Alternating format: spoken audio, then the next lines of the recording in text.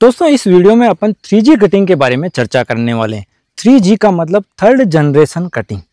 ये कुकुरबिटेसी जो कुल की सब्जियां वगैरह होती है उसमें बहुत ही मोस्ट कटिंग है।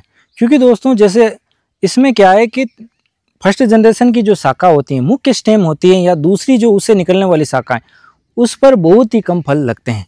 अब इसके बारे में विस्तार से अपन चर्चा करेंगे क्योंकि इसके बाद में आपको कहीं पर भी 3G कटिंग से रिलेटेड वीडियो देखने की जरूरत नहीं पड़ेगी।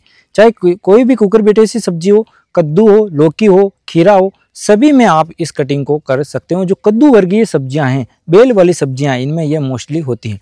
होता क्या दोस्तों, जब पौधा होता है तो इसको अपन समझने से पहले मैं आपको कुछ जानकारी देना चाहता हूँ। जो मेन स्टेम है पौधे का, मुख्य शाखा, पौधा उगते ही एक मुख्य शाखा निकलती है, तो उस पर और उससे और शाखाएं निकलती हैं।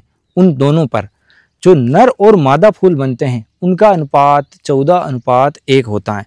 अब ये नर मादा फूल क्या होते हैं दोस्तों, तो इसमें ऐसी जो सब्जियां हैं इनमें दो तरह के फूल आते हैं, नर और मादा।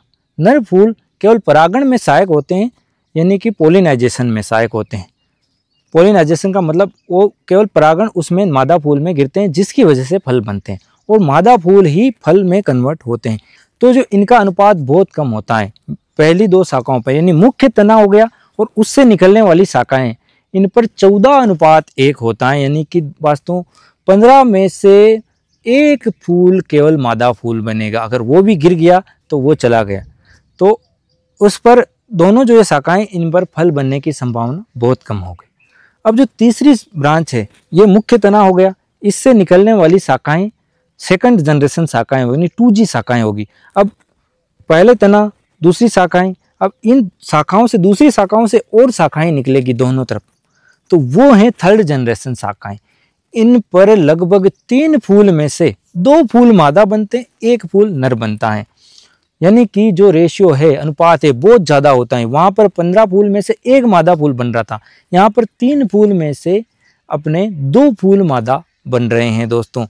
अब आते हैं अपने मेन मुद्दे पे कि करें कैसे 3G कटिंग को। अब हमारे तो ये पौधे बहुत बड़े हो गए हैं, अब ये मचान स्टेज पे हैं। उस साइड में तो मचान भी हमने बना दिया और ये ट्रेनिंग विधि द्वारा लगाए हुए हैं, तो इसमें तो आप समझोगे नहीं, लेकिन मैं थोड़ा आपको बता देता हूँ। इसमें अपन कर तो नहीं सकते, पर आपको मैं बता देता हूँ जानकारी के हिसाब से कि जैसे ये मुख्य तना हो गया पौधे का, तो आप देख सकते हो ये मुख्य तना हो गया।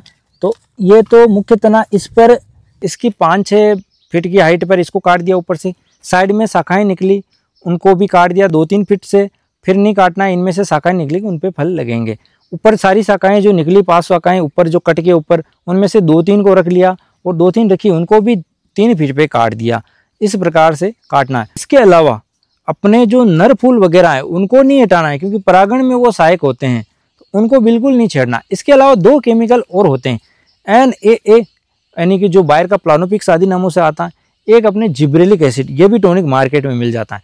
अगर आप इनको पुष्पन अवस्था पर स्प्रे करेंगे या दोस्तों पुष्पन के जस्ट पहले स्प्रे करेंगे, तो आपको ज़्यादा से ज़्यादा मादा फूलों की संख्या बढ़ाने वाले ये हैं दोस्तों।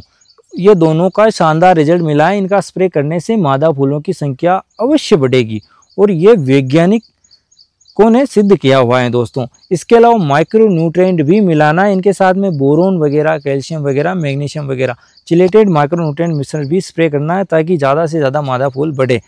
एक और पॉइंट, मादा फूल बढ़ाने के लिए अपन फ्लोरिंग स्टेज पे ज़्यादा हानिकारक केमिकल, जो मधुमक्खियों के लिए ज़्यादा हानिकारक केमिकल का स्प्रे नहीं करना है, क्योंकि वो परागण में सहायक होती हैं।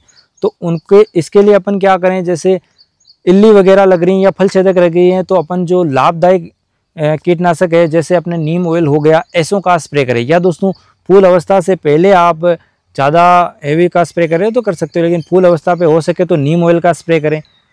फिर भी आपके कीट वगैरह लग गए हैं तो आप फूल अवस्था पे आप जो प्रकृति के लिए लाभदायक कीटों के लिए सुरक्षित कीटनाशक हैं जैसे बायर का फेम हो गया, टाकीबी, टाकुमी आदि का आप स्प्रे करें। इससे क्या है कि लाभदायक इंसेक्ट जो मधुमक्खी वगैरह परागण करने वाले वो नष्ट नहीं होंगे। आशा करता हूँ कि ये वीडियो बहुत ही पसंद आएगी। पसंद आए तो वीडियो को लाइक करें और भारतीय किसान यूट्यूब चैनल को सब्सक्राइब करें। वीडियो देखने के लिए बहुत बहुत धन्यवाद।